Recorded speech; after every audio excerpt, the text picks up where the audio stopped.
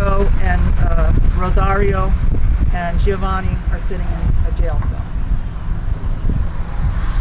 After a couple hours pass, another group decides that they're going to come to this jail cell, and that Francesco, who actually was the one who started it off with the goat conflict, should die.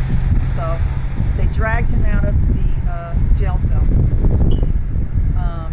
In fact, the newspaper reports say things that I'm not entirely sure that are true, but I will repeat them. They said he was still smoking a cigarette as they were putting the noose around his neck and hoisting him up.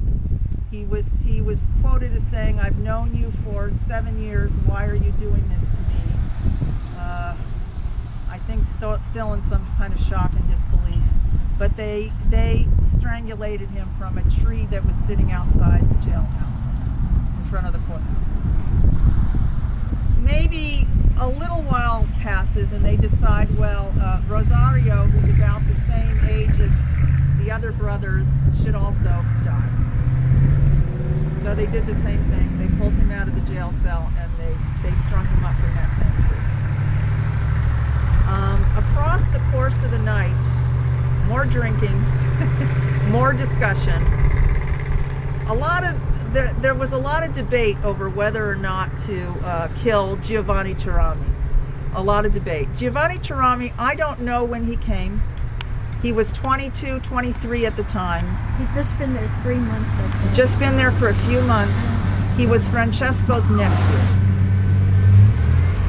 And I can't imagine the terror that a 22-year-old kid who doesn't speak the language, who has seen what he's seen happen to his relatives, who doesn't know what to expect or what to happen, must have thought, sitting there alone in that jail cell for the 3 or 4 hours that he did. But there was a guy named Wilson. See, I told you now. That's okay. But he was a barkeep at one of the bars who was trying to start a thought with everybody. We should just kill them all. We should just kill them all. So they drug him out, and he met the same fate.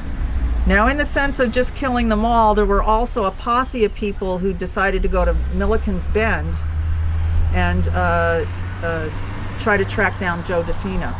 George Gaines is another doctor who was in Vicksburg, and he treated John Hodge right after he was injured, and he made his way back to Milliken's Bend, and he told Joe, "Look, I don't know what's going on in town, but it's not good.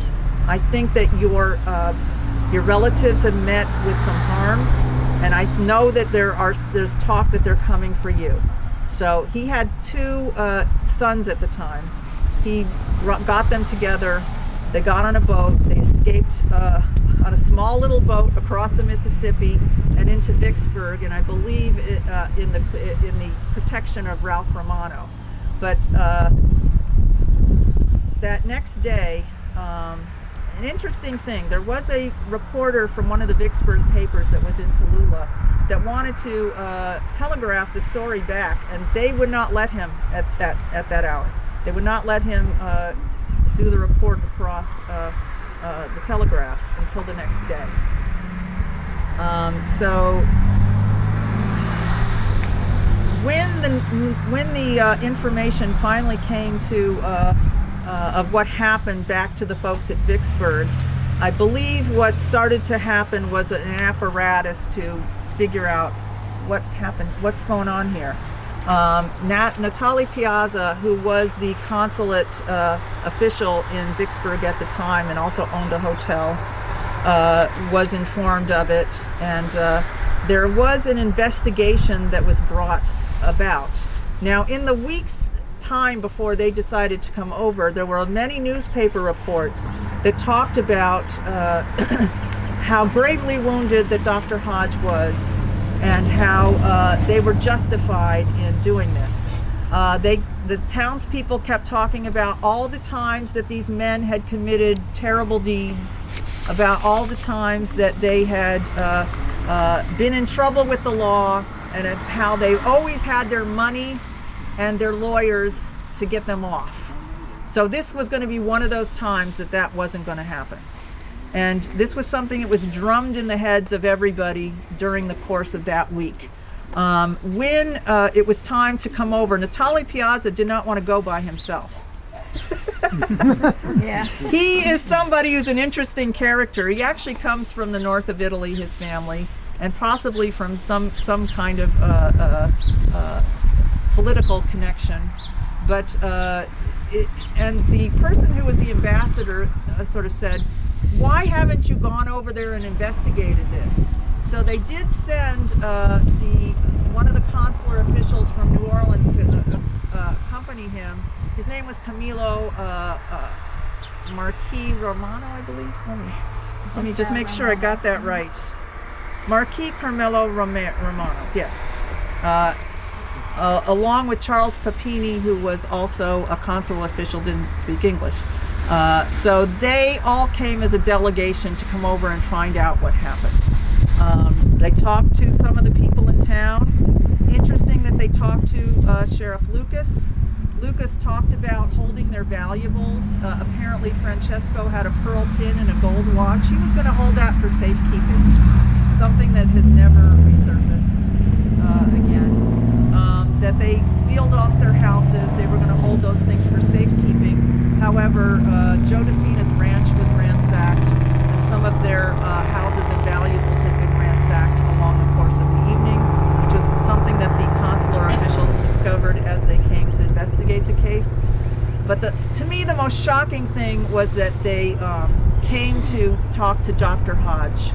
And Dr. Hodge, up and walking around, barely had a scratch on him, was talking about, actually bragging about what he had done to defend himself. It's my particular interpretation that he was like the instigator of all of this. He sort of, and all of these different factors, I think, got people to be heated about them and their presence. And I think that he was somebody who at some point should have been held accountable. But one of the things that the consular officials did was they interviewed people who would talk to them. Now, obviously nobody would talk to them about what happened or who might have been responsible. And they even held 3 grand jury hearings. Now, they said in the paper it was 3 grand jury hearings, but I could only find evidence of 2 in the records.